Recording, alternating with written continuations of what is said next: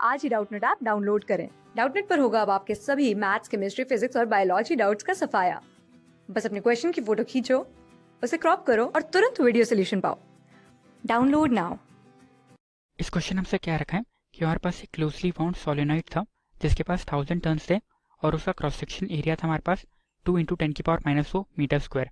वो current carry कर रहा था 2 एम्पियर का और हमने उसको प्लेस कर रखा था सच दैट कि जो उसकी हॉरिजॉन्टल एक्सिस थी वो एंगल बना रही थी 30 डिग्री से with the direction of uniform horizontal magnetic field, जिसकी वैल्यू थी हमारे पास 0.16 टेस्ला। ये आप देख सकते हैं इस फिगर में। ये जो हमारे यहाँ पे एंगल बना रहा है ना, जो इसकी एक्सिस एंगल बना रही है वो यहाँ से बना रही है हमारा 30 डिग्री। ठीक है, तो हमसे पहले पार्ट ने पूछा था कि हमें निकालना है कि कितना टॉर्क एक्सपीरियंस कर रहा होगा solenoid due to this field. इस फील्ड के कारण हमारा सोलेनॉइड कितना टॉर्क एक्सपीरियंस कर रहा होगा। तो टॉर्क होता है हमारे पास magnetic moment m into B into sine theta के बराबर होता। ठीक है, इंटू साइन थीटा के बराबर होता। थीटा हमारे यहाँ पे कितना था 30 डिग्री था, तो टॉर्क होता हमारे पास एम बी साइन 30 के बराबर। ये हमारा टॉर्क लग रहा होता। ठीक है, अब आप देख सकते हैं बी की वैल्यू हमें गिवन है।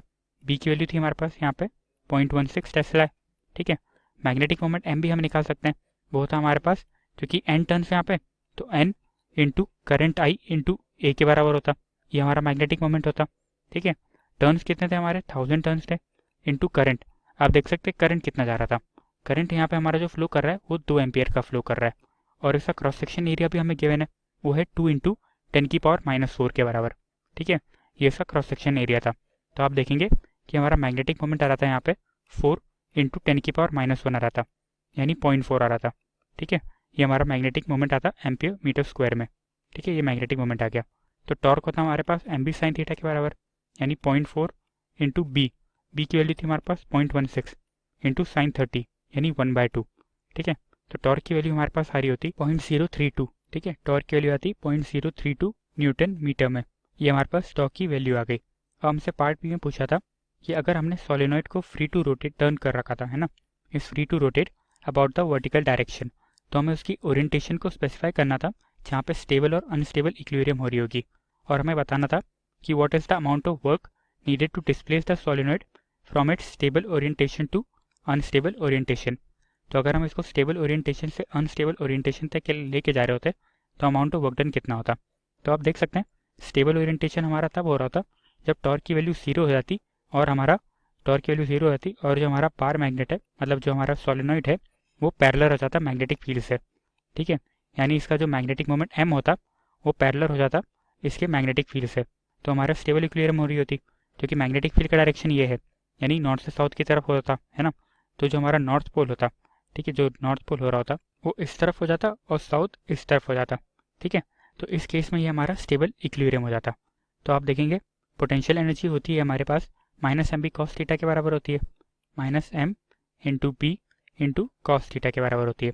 स्टेबल इक्विलिब्रियम के केस में थीटा की वैल्यू 0 डिग्री होती, तो ये हमारे पास होता -m इंटू बी के बराबर। m की वैल्यू थी हमारे पास 0.4 इंटू बी की वैल्यू थी हमारे पास 0.16। तो हमारे पास पोटेंशियल एनर्जी आती स्टेबल इक्विलिब्रियम में -0.064 जूल। ठीक है, ये पोटेंशियल एनर्जी आ गई हमारी स्टेबल इक्विलिब्रियम में। अब अनस्टेबल इक्विलिब्रियम की बात करेंगे तो इसमें क्या होता है कि अनस्टेबल इक्विलिब्रियम के केस में जो हमारी मैग्नेटिक मोमेंट m होता है वो एंटी पैरेलल हो जाता है मैग्नेटिक फील्ड से। ठीक है, वो एंटी पैरेलल हो जाता है मैग्नेटिक फील्ड से, यानी जो हमारा एंगल बनता है वो बन जाता है इस बार 180 डिग्री का। ठीक है, 180 डिग्री का एंगल बन जाता है तो हमारी अनस्टेबल इक्विलिब्रियम होती है। तो उस केस में हमारी पोटेंशियल एनर्जी होती है -m बी इंटू कॉस 180 के बराबर। ठीक है, यानी कॉस 180 की वैल्यू -1 होती तो ये +m बी हो रहा था, यानी 0.4 इंटू 0.16 हो रहा था। ठीक है, तो इसकी वैल्यू आती है हमारे पास 0.064 जूल आया था। ये हमारे पास पोटेंशियल एनर्जी थी अनस्टेबल इक्विलिब्रियम में। तो हमें यहाँ पे अमाउंट ऑफ वर्क डन पूछा था, तो वर्क डन होता हमारे पास final potential energy minus initial potential energy होता। ठीक है, यही हमारा वर्क डन होता, फाइनल माइनस इनिशियल। तो फाइनल पोटेंशियल एनर्जी थी हमारे पास 0.064 जूल माइनस इनिशियल थी हमारे पास -0.64 जूल। ठीक है, तो वर्क डन आ जाता हमारे पास यहाँ पे 2 टाइम्स ऑफ 0.064 जूल, है ना। तो वर्क डन की वैल्यू आती है हमारे पास 0.128 जूल। ये हमारे पास वर्क डन की वैल्यू आ गई।